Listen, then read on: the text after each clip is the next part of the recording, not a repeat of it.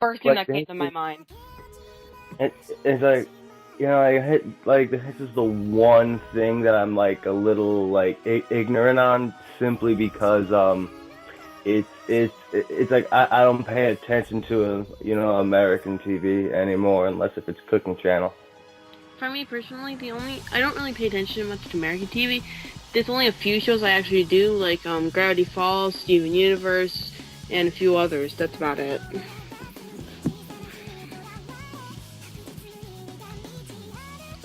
I don't pay attention to much American TV anymore.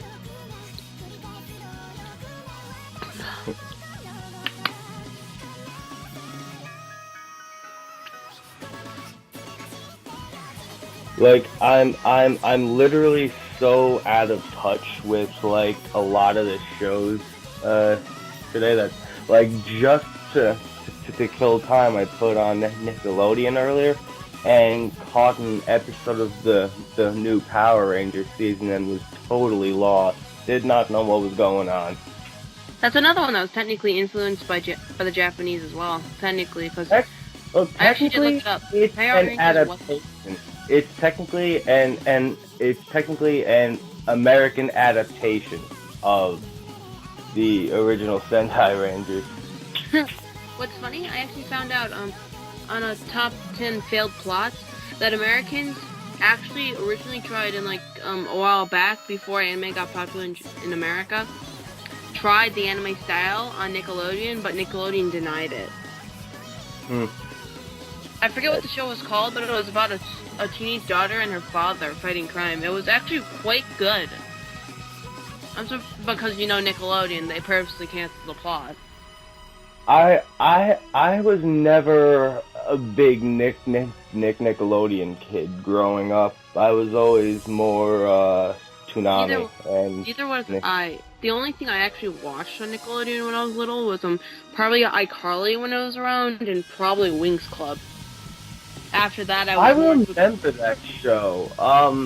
Which one? If I'm Winx Club. I remember when it first aired, and then they tried pulling it off as if it was something completely new. I was like, "Why are you doing this? You showed this literally in the early 2000s. Everyone's." If I remember right, what's the actor's name? I'm drawing complete blank. The actor. Scott McNeil, I think, is in that show. The guy who was the original voice for Piccolo, and you may know him as Koga from Inuyasha. Mm-hmm. He also does an assorted amount of characters in My Little Pony for some reason.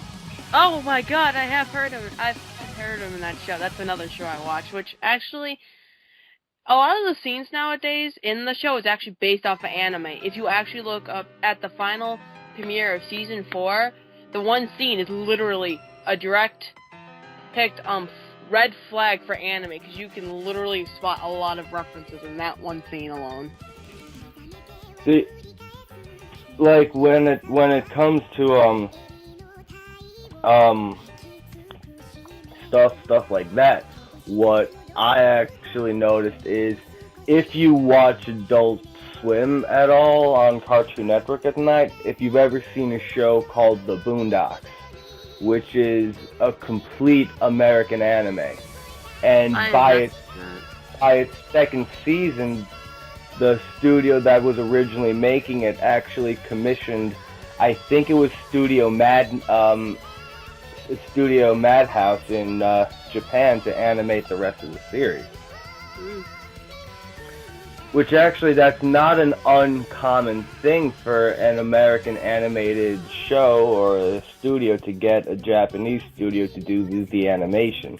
Actually, I found out Disney actually does that, because if you actually look up a lot of their producers and a lot of the people who draw and animate their stuff nowadays is actually mostly Japanese. Most of their workers are Japanese people. One example is one of my actual favorite animated shows is an animated series for a character called Spawn, which was which is the original character was created by a man named Todd McFarlane, of I know who who has you mean. like who has like one of the coolest art styles I've seen in comic books. But like Studio Studio Madhouse actually did all the animation for the 18 episode run. Thing is, what's weird though, like certain shows I've actually seen that are American try to do American animes, but another reason why they failed was because of the fact that how much money it took per episode. They couldn't afford it.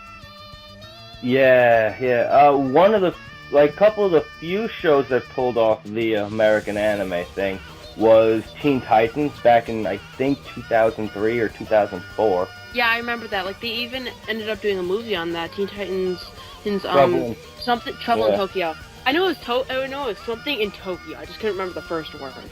I'm about as big of a comic book geek as I am an anime otaku. Thing is, for me, if you actually go with comic books, I kind of stopped reading those a while back, but I do know quite a lot of my Marvel. You know, I don't blame you. The writing in a lot of comic series has gone down in the years. Really, it got to a point where I was only reading Batman and Wolverine comics because those were the only ones that had any quality writing in them. Thing is, for me, speaking of like writing books, I'm actually gonna switch from comic books to manga real quick. Like how you said, they've declined. I've actually seen that one series I always wish I could look back to, but I can never remember the name of it. Though it was around when I was about like 6-ish. I loved reading, but I never could find the title again. But when I did, it wasn't that good as it was in the beginning of it.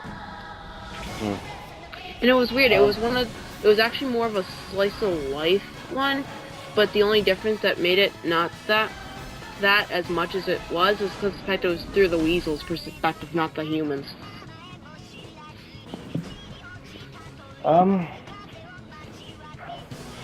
Yeah, like I've noticed too, like throughout at least, you know, switching back from manga to comics, which I see a lot less in manga, but happen often in comics because the writer will usually change often for any given series.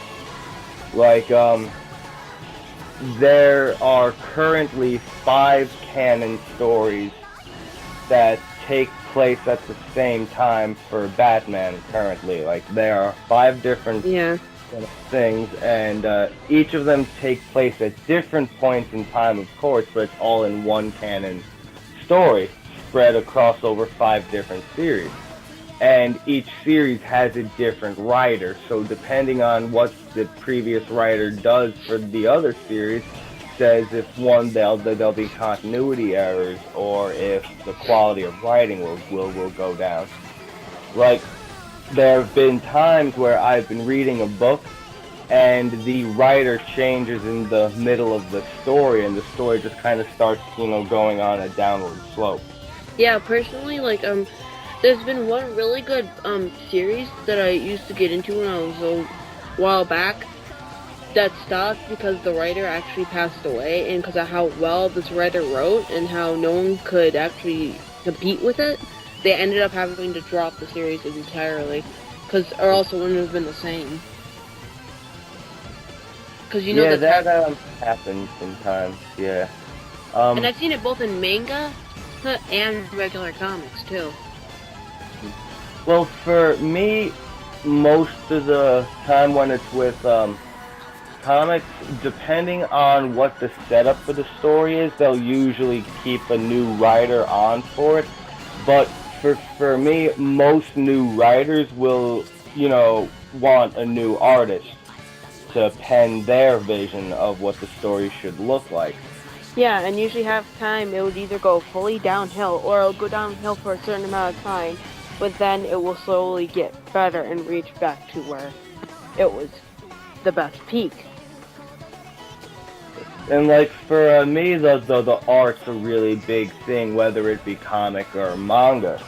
The art has to properly reflect the story, obviously.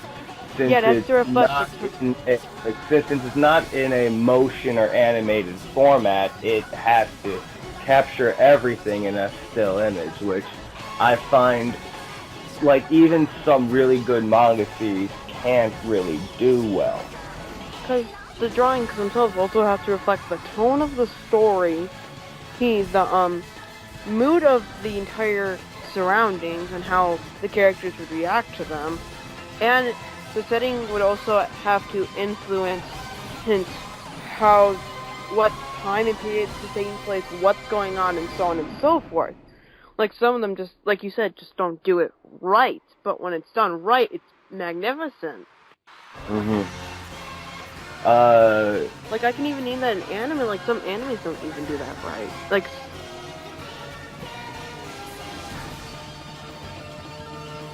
Like another show, getting back on topic, that was heavily influenced by anime, and in fact the creators of the show even stated that that two of that like their big influence for the show was Hayao Miyazaki,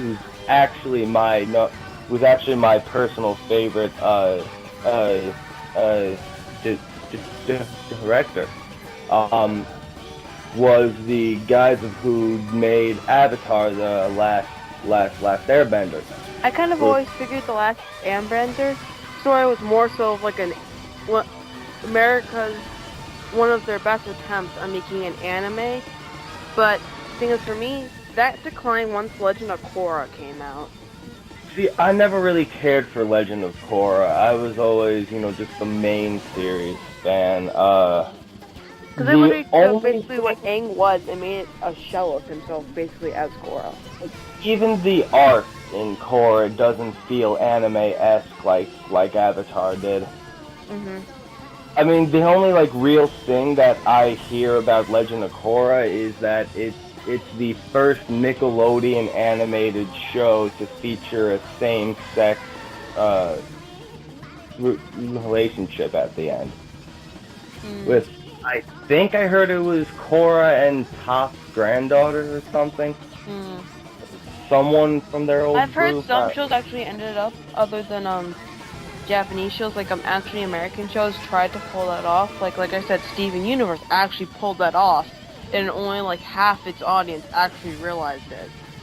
Yeah, I heard something about that. I was reading about something like that. Because it was about Garnet, because since Garnet was a fusion in Steven Universe, her parts, Ruby and Sapphire, were technically in a same sexual relationship in order to keep Garnet the way she was. I mean, Steven Universe is a show that is on my list to watch eventually because, I honestly have heard a lot about it, that show, and I think it's Then I'm called sorry for spoiling something right there for you. Oh no, it's fine. It's nothing compared to my. I mean, even though I don't care about Naruto, my friends spoiled the whole story as each chapter came out. Oh, trust me, I stopped watching Naruto after the 5th season. After that, my one brother just kept telling me what happened.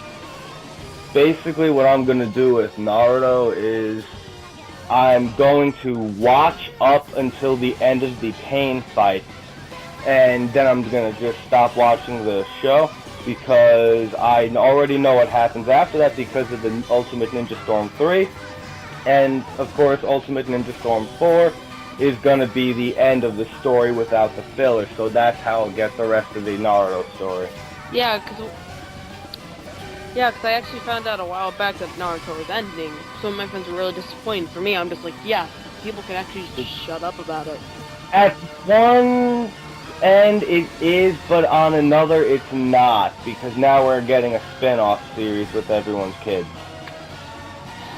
It's bad enough they did that with Dragon Ball Z. Or Dragon Ball in general, I should say.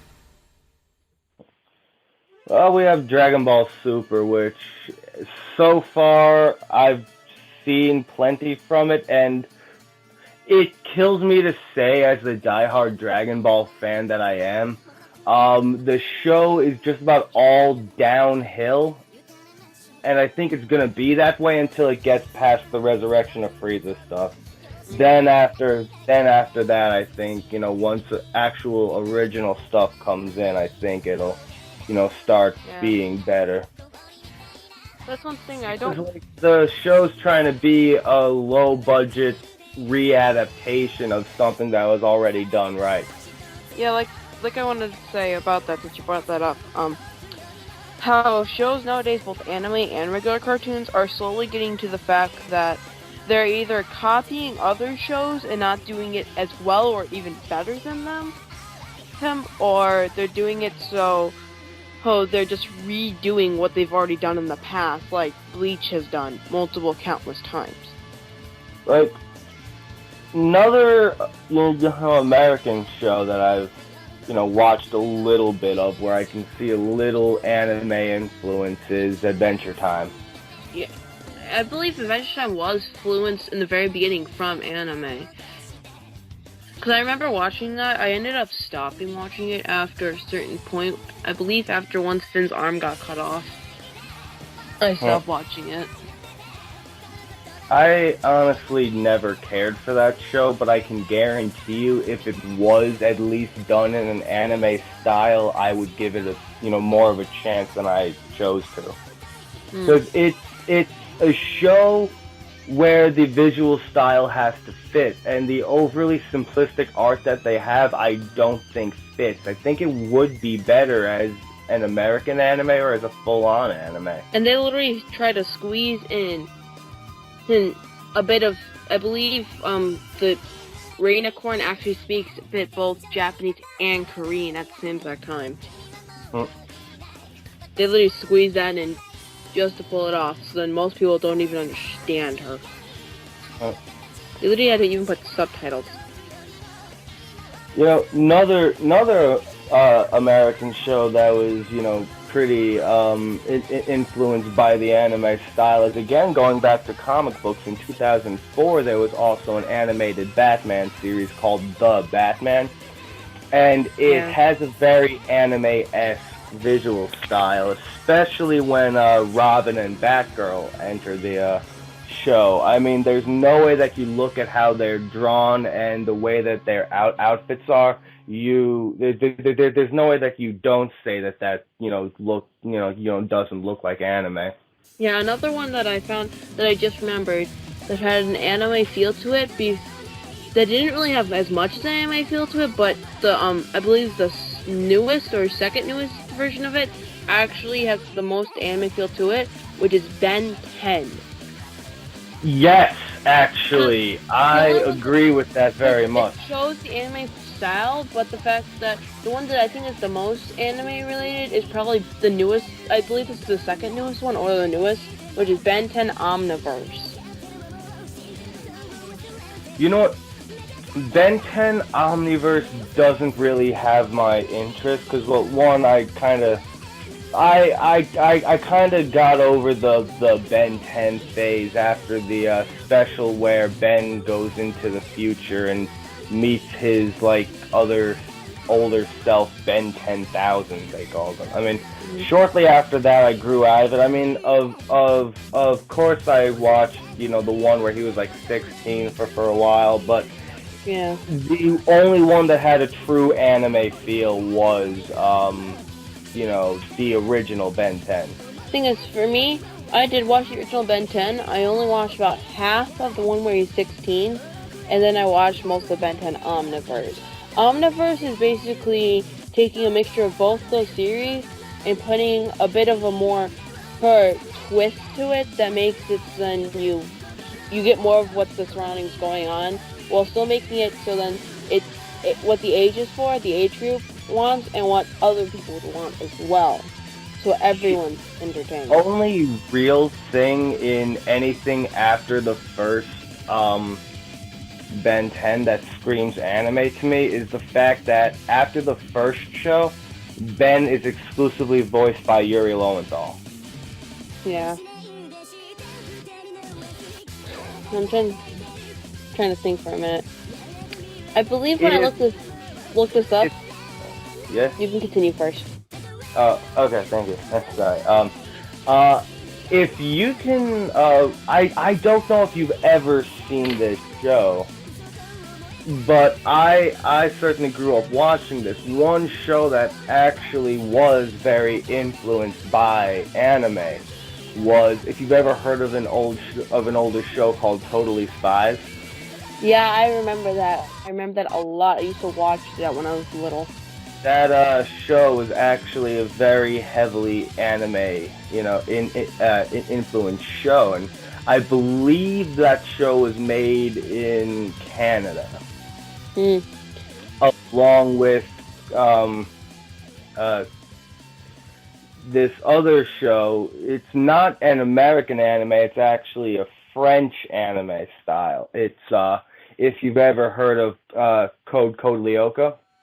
Oh my god, I used to watch it all the time. I fell in love with that so much. Yeah, Thing is, though, nowadays the only way I can find it is actually going on demand and finding this weird channel part of it called Kabillion or something on demand. That's like the only place you can find them nowadays. My friend and I a couple years ago watched all 4 seasons on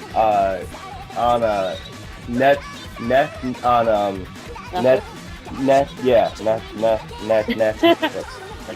I'm really tired. I didn't sleep last night. But yeah, Netflix had all of Yeah, I ended up actually watching it when it first aired on Cartoon Network. Like every single time school, I would literally sit in front of my TV and watch it right before school. That and Pokemon were the 2 main shows I always watched before school. As far as what I watched before school, and this was mainly during high school now. Only because there was nothing else on, I would actually watch Bakugan quite a bit, which is this weird hybrid rip-off of Pokemon and Yu-Gi-Oh! Yeah, for me personally, the only actual Bakugan that actually got my attention was Battle Brawlers. After that, it just didn't seem that good. I just stopped watching it. Just like Digimon. Went downhill after the first one. I honestly stopped caring when I saw Sasuke was in the show. You know, the character Shu. Yeah.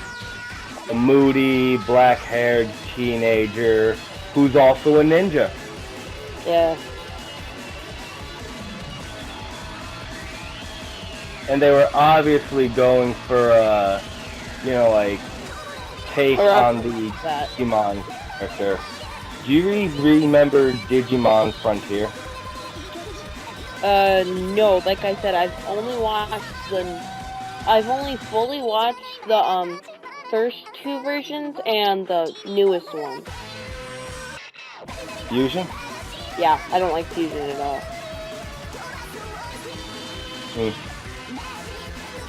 See, Fusion actually does something that, at least from what I've heard, Fusion has this one episode where all the, leader of each Digimon team,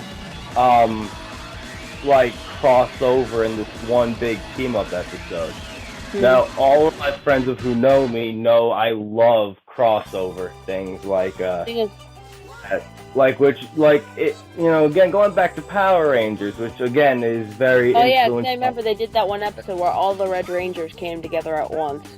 Every season has, well, at least almost every season has a crossover with the previous Ranger team, which is, always awesome. But yeah, my favorite episode is the 10th anniversary episode, Forever Red, with the, all the Red Power Rangers. Yeah, in the like one. I said.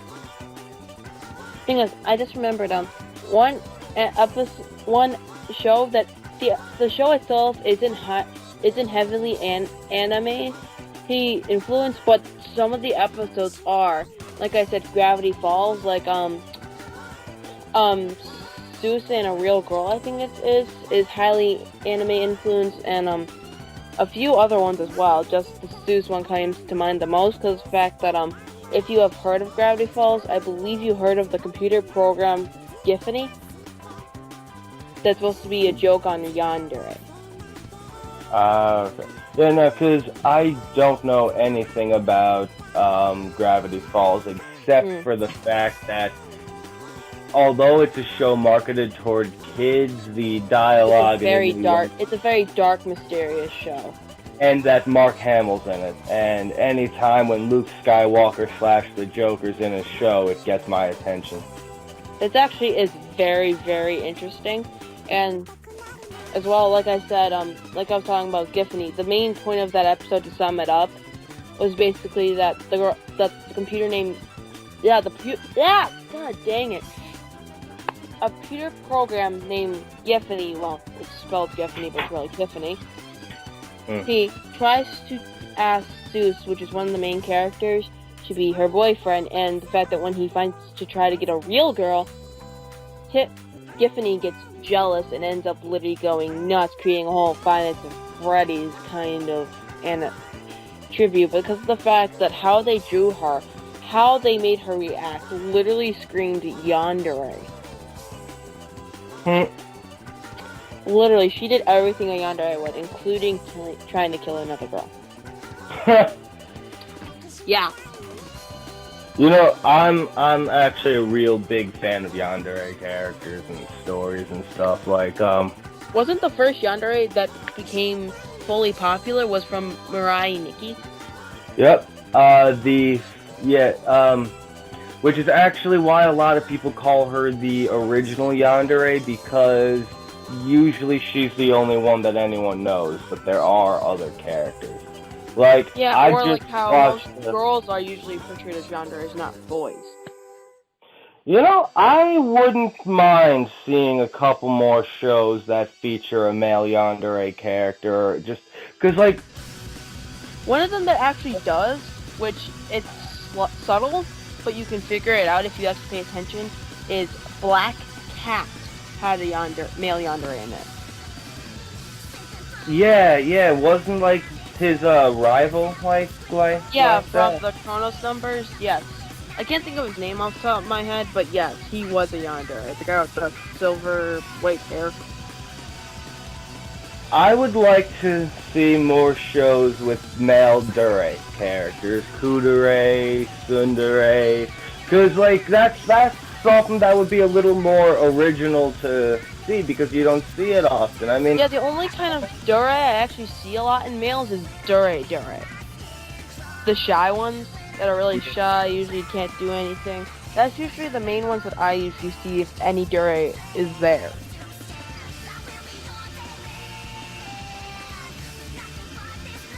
Which really disappoints me, because the fact that they're only showing one type instead of showing the multi-range of them. I mean, because, like... I mean, granted, you can probably get, you know, which is probably why it is what it is, better stories doing that with the female characters, but that doesn't mean that it can't be good with the male character. Like, one show that got close to, like, having almost, like, every kind of dure in it was, and Kikima, this is a show I, like, died watching, because I hated it so much, was a show called Diabolic Lovers. Oh, I've never heard of that. If you're into, like, a reverse harem show about a bunch of moody vampires... Oh god, no. I stay away from those as much as possible. I mean, the show was so bad. I called the backstories of just about everyone in the first 3 episodes and got them right down to the T. But that is one show that features just about every dure for male characters, since it's a very, you know, male character-heavy show. Yeah. That's also another thing I've seen, how these are usually a very heavy female character show or a very heavy male show. There's very few that I actually see that have a good combination of male and female, and do it right. Which is odd. In both American and Japanese cartoons, if you actually pay attention.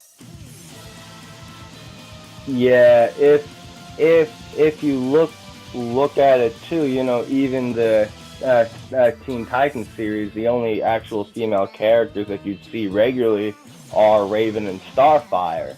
Then and the only other one that you would usually see is typically Terra. Kate Terra. Yeah. The only Terra one that was and Terra was Jane. I actually really liked how at the end of the show, Kid Flash and Jinx just kind of randomly hook up, because throughout the series they were kind of setting that up, because every time Kid Flash was in the show, you know, Jinx was in the show, and he was always like getting like real like close and buddy with her and stuff, and I'm like, you know, watching this, and I'm like, I don't think. But I mean, that's honestly a couple in comics that I think could work. The thing is, one thing I don't like is the fact that what they've done with some of the shows, like Teen Titans Go came about. Oh yeah, no, and I find it insulting. I find it insulting that they brought the original cast back. What's weird though, if you actually look it up, Teen Titans Go was originally on the late night. If you actually, like I said, like you said, and like how we brought up before, how if you watch Adult Swim late at night, they used to have their DC part where it's just a bunch of shorts, like Amethyst Princess and a few others, which is Teen Titans Go was on that list. So, and that's how it started. Which I'm surprised it actually made it. Like some of the other ones would have been better. Like Superhero Best Friends, I think it was, and like I said, Princess Amethyst would have been so much better.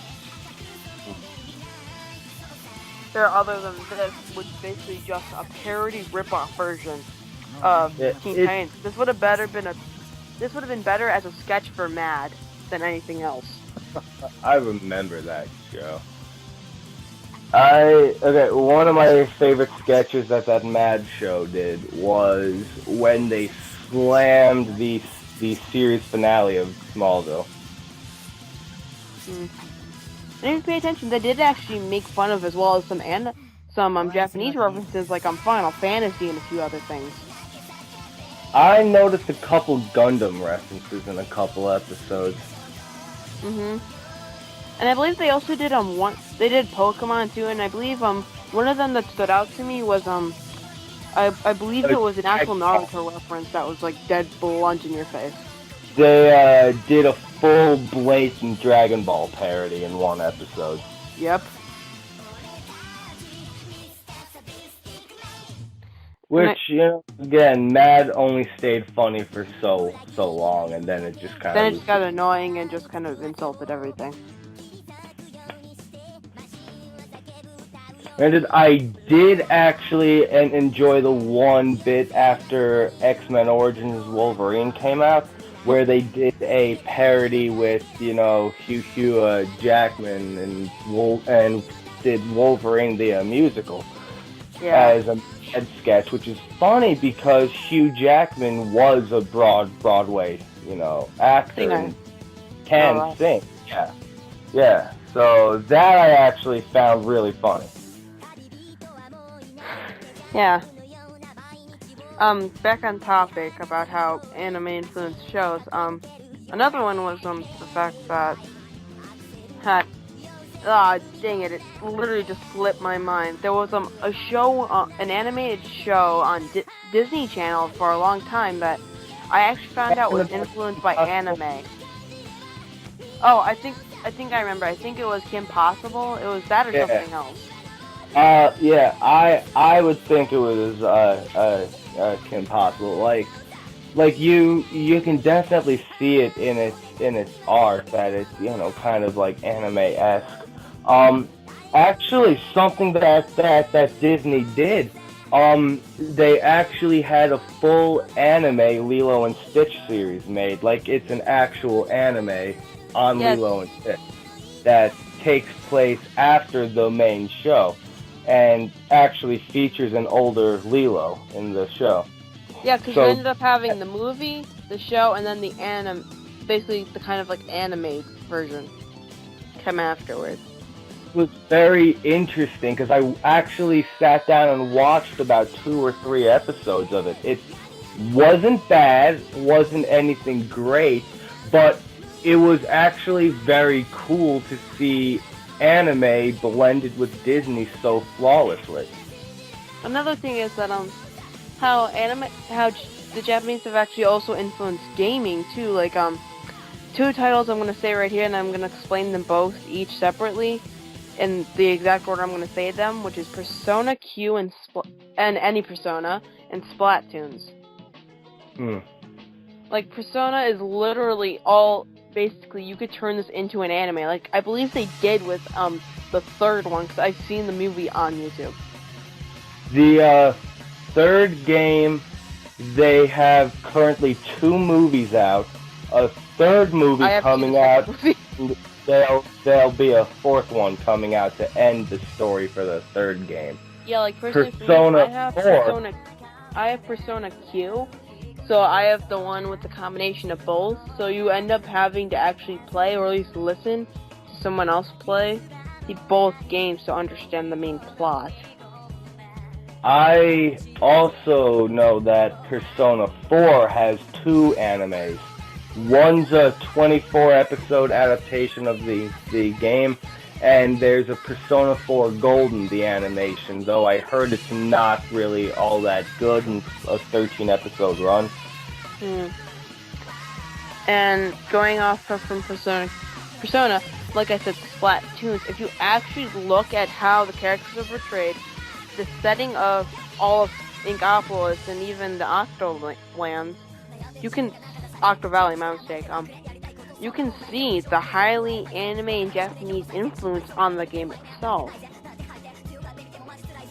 And if you pay attention, then, like, especially when you hear the news by the 2 main the Squid sisters, you'll actually pay attention. They're speaking in Japanese, just because of how it's changed to sound different.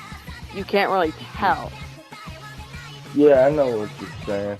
Another game that's actually likely influenced by anime is if you actually kind of look at the Mass Effect series, you can see little tidbits of, like, anime-esque things.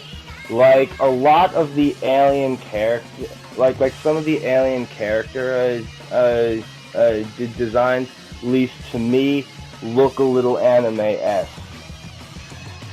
Yeah, and you can also tell how anime and all Japanese cultures influence a lot of things in America, because I've actually seen something that was actually, I believe, made by both a Japanese animator and an American one. I believe this has been spread around YouTube a lot, called Me, Me, Me. It has a mixture of an anime feel and an American feel at a point. Me was certainly an interesting 6.5 minutes. Because, like, the shooter part was based off of American influence, about how much a lot of people play, like Call of Duty and Halo and all that. Yeah, that first-person shooter scene was all Halo. I mean, even the suit he was wearing, even the suit that you saw was based off it as well.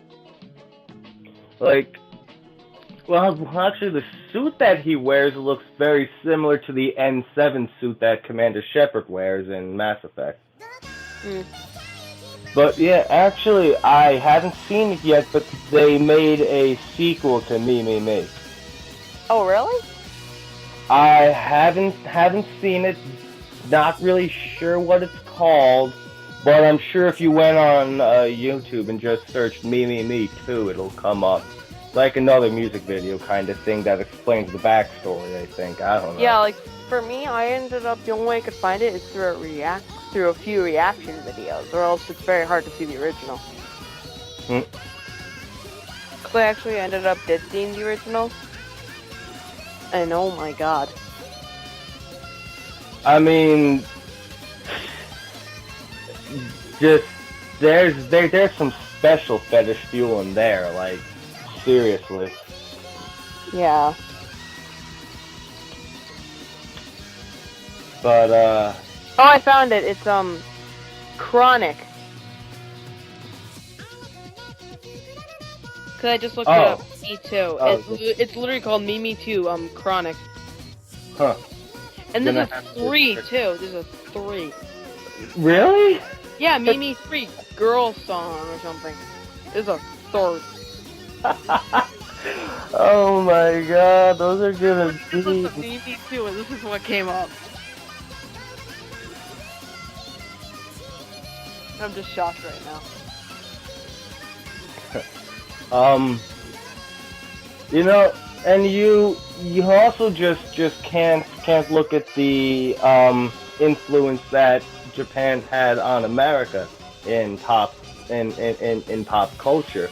A lot of anime is influenced by not only American, shows and movies, but old American culture as well.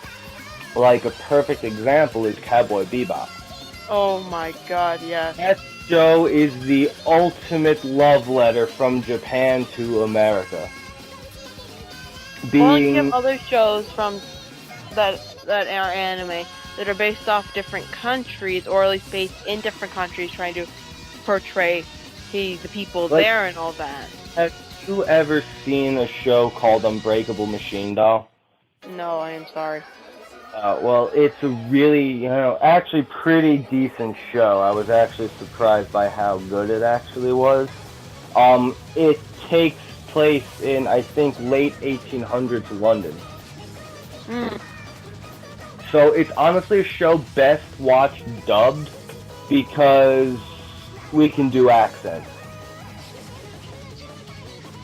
Which is one reason why even the Japanese think that the English dub for Hitalia is better, because we can best represent the stereotypes that they're putting into it.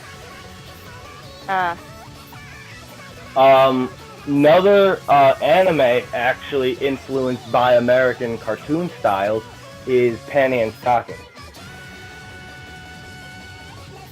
Like, the way I describe Panty and Stocking is it's Dexter's Lab on crack. Because that's what it actually looks like. Thing is, though,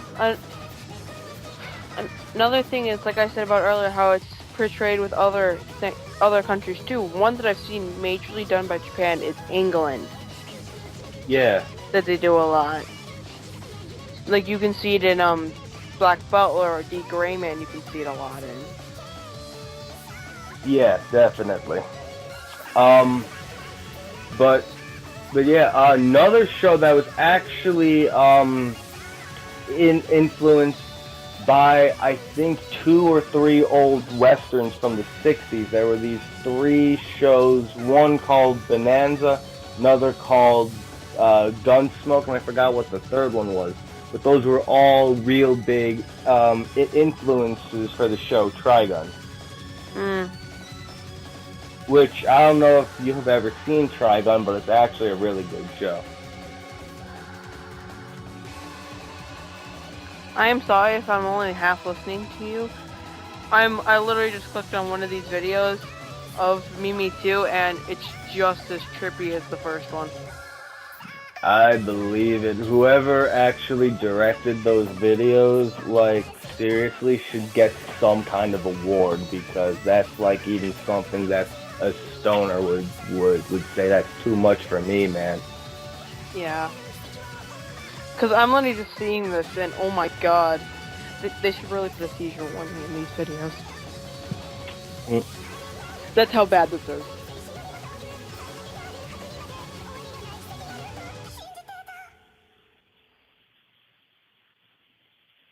But at least so far, there's nothing really, you had to, like, censor or anything in this one. From what I'm seeing, at least. Because I've only gotten so far into the 1.5 minutes out of, 4.5 minutes.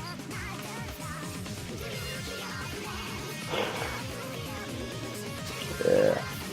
Let's see, what else played a big part between American and Japanese pop culture. For one thing, one of our love letters to Japan has been making cons in America to further promote anime and the influence that it has on. One thing that anime, even though when it takes place in other countries, is very rarely diverse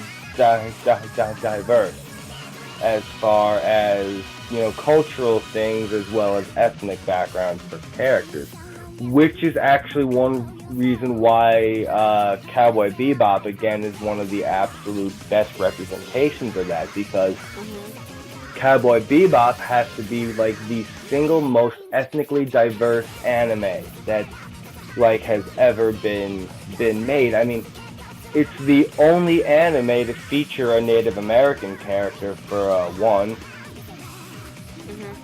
You see, what's weird I have to state though, I personally just want to know this, just so then I can get into my topic after you finish yours. What was the first English actor you ever heard of that you knew by name in an anime? Oh, first one I ever knew by name in an anime. That's a hard one because I know so many names now. Before I got into anime that much, the only one I actually knew, and I actually didn't know this until I looked at the credits, was Troy Baker. Seriously, I think this was funny. This was when I was, like I said, watching Soul Eater. And I'm like, what? Now, are we talking just anime or anything that has voice acting? Just like anime, but they've played many regular American roles as well. I don't know, like, the first voice actor that I really, learned the name of was Vic Mignogna. Because for me, this is the order of the first four I knew, which was Troy Baker, Todd Haberkorn, which, yes, I finally said his last name right. Yeah, I can never say his last name right. Vic Mignogna and Laura Bailey. I learned Vic Mignogna first, then just about everyone else from Full Metal Alchemist followed. Though the first voice actor whose name I honestly memorized was Kevin Conroy, who is, very known for, Batman. He's been Batman for the last 25 years.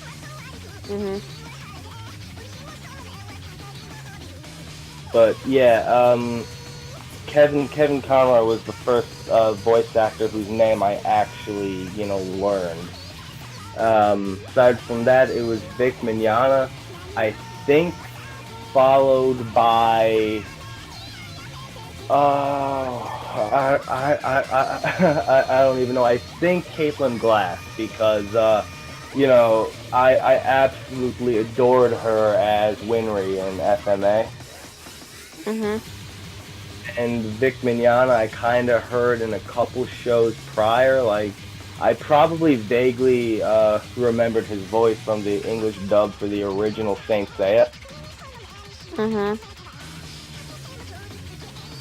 But yeah, actually, talking about the dubbed voice actors actually kind of brings me to a topic that I would actually love to talk about in a future, in a future, podcast. I'm trying to say future, podcast is just hilarious. The whole dub versus sub debate. Yeah, I don't get it. When some of them I can understand why they like the sub better than the dub, but some of them they should really give it a try. It's very good, very detailed. Like a lot of people say, the Fairy Tail sub is better than the dub, yet I say otherwise. I don't want to get too heavily into this now because I can go on for hours. Like literally, I can go on for the next 2.5 hours about this. We could probably save that for next week or so. But again, the one comment that I will make is I can see both ends for Fairy Tail. On one end, I agree, a lot of characters may be miscast, but I'm personally okay with the casting choices, and I think that the acting is just fine. Yeah, personally, for me, it's the last thing I'm going to say about sub versus dub. The only dubs that I actually loved the most that I thought were amazingly cast was Natsu, Eruza, Great, and Lucy. After that, not really that much. And occasionally Happy. After that, I really think they kind of went differently with the others. I feel like, okay, Todd does a good job as Natsu. You know, I actually really, really like him as Natsu, but I agree that he's not the, like, I'm on the side that kind of agrees that someone else could have done Natsu better. At least something a little closer to the, Japanese, really. As far as Ursa goes, I love Colleen Clinton-Beard as Ursa. I think that she portrays her perfectly. Everyone complains, saying, "Oh, her voice is too deep," but the way Ursa's personality is perfect. She's basically using almost the same voice that she uses for Riza Hawkeye in Full Metal Alchemist, which fits both of them quite well, because of their personalities and how they portray themselves. I think the most perfectly cast character is Jeremy Lay as Lucy. Because she fits her amazingly. Also Asuna in Sword Art. And honestly, if you've heard any of the outtakes with Jeremy Lay, she's absolutely hysterical. She's so funny. She just says the dirtiest things, and it's absolutely fantastic. She's so funny. Yeah, we should save this for next time, talking about sub versus dub, and personally, to release each anime we can name the best suited role in each of them, just so then it makes it nice and simple. Like, we could say Fairy Tail, we can say Bleach, we can say Sword Art Online, we can say Soul Eater, we can say each of them if we'd want. Which would make it a wonderful thing. See, like my whole thing is I watch a lot of, anime from the, 80s and 90s and today, and I hear old dubs and current dubs and mid dubs, so I mean, again, I can go on for hours and give you a good, 100 examples of shows and movies that no one's ever heard of and tell you why it's good or bad.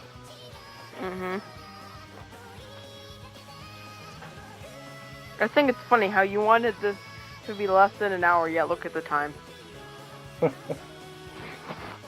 That went out the window so fast.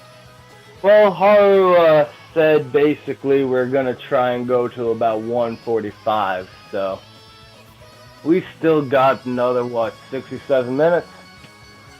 Yeah, which would still leave us over an hour. So, again, kind of like for the rest of us, just kind of getting, back on topic, because, I mean, even though I'm the one who said, let's try and stay on topic, I took us off topic quite a bit. Don't worry, I took us off topic some of the times, too. Hey, I told you we'd get off topic very easily. Hey, you stop halfway through to watch me. Oh, yeah, I didn't even finish that. I kept pausing. But no, I'm seriously only about as far as a minute, almost 2 minutes into it. Seriously, it's 2 seconds from 2 minutes. But yeah, so it's kind of getting back on topic to kind of wrap up, everything. It's very plain and clear to see where anime culture has influenced American pop culture, whether it's for good or for bad, and whatever studios decide to use whatever tropes, sometimes can or can't make it work. With Adventure Time, I feel like I'm watching an episode of Bobobo when I'm watching it, and I just say, if this looked like an anime, this would be great.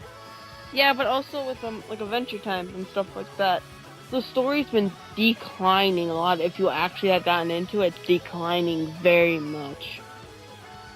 Like Well, they'll that's have the because occasional spark, and then it dies very quickly. with something that's meant to kind of be, like a lot of the shows today are meant for the teenage young adult audience. The thing is, Well, if you actually look, a lot of American cartoons mainly go to the fact that unlike anime, where anime is like you have to go from the beginning to watch it to understand everything, unlike American shows where it's just like, oh, let's make it so each episode has a different point, so it makes no sense if you try to put them into a single storyline, since anyone can pick up whenever they want.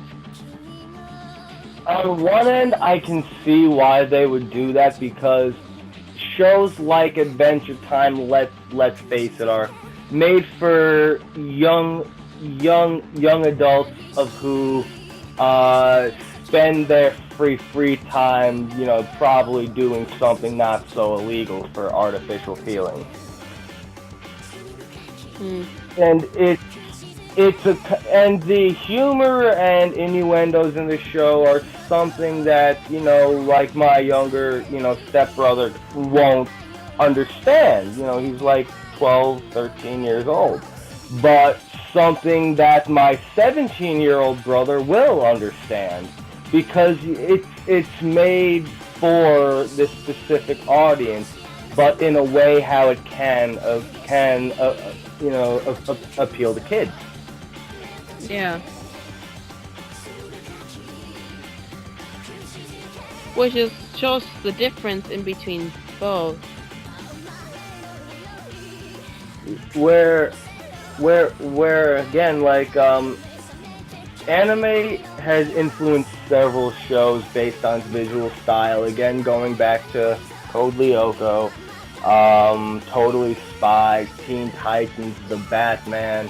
A couple things I wanted to mention earlier was it's at the point now where these American studios will have full anime projects made. Like, yeah, which something just tells me if they fail, anime will become a dying industry. Because if you actually looked it up online or have watched the Anime Man's channel, anime seems to be dying recently. Because if you look at the he brought up in one of his videos about it, the summer sales for anime were recently very low compared to their normal ones, and as well as the fact that an anime company actually went bankrupt. Yeah, the studio responsible for putting out Dead Man Wonderland shut down. Yeah, because it went bankrupt as well as the sales in the summer weren't that good. But yeah, actually, this is also a good topic for another day too, because there's a lot of good stuff to talk about here. But so just again, like like where DC Studios and Warner Brothers had a Batman anime movie made. They went to 6 different studios and had them animate 6 shorts. Okay, before we drop out of this thing, because it's almost 1:45, Okay. I wanted to say this right off the bat, how, like you said before, Disney has made some wonderful things that are pretty close to anime, but and I've seen them do this in their movies as well, just recently, because of the fact that what happened with movies like Princess and the Frog and that, they got rid of that department now, so they can't really do that anymore, which makes me really depressed. Yeah. I mean, I'm not big with Disney, but again, we can, actually make a topic out of Disney versus anime and all the romance tropes. So since we got like less than 2 minutes left, I think it's time for an outro. Just the fact that you're like, fuck. It was hilarious. That's something I can help, but it's whatever. I deal with it. If you think that's bad, you should have heard me in elementary school when I tried to talk. Oh, trust me, I have a friend that stutters everything he says whenever he tries to say an H or an F word. But, yeah, so those of you who listen to AA Podcast, we thank you. We love the support. We're real anime fans just like you. We all proudly call ourselves otaku. This was Recall and Kame the Kid. Yeah, Kame the Kid, basically, and we all hope you guys enjoyed. Oh, and before we leave, I think another one we could do is about otakus, another topic. Yeah, we can, look into all of these and talk about this in time for the next one. Yeah, we got a bunch of topics we can do. Alright, well, thank you for listening, and we apologize that this podcast this week was cut down to 2 people. There were several complications, but we're definitely working those out for you. Thank you for tuning in. Yeah, thank you, and goodbye.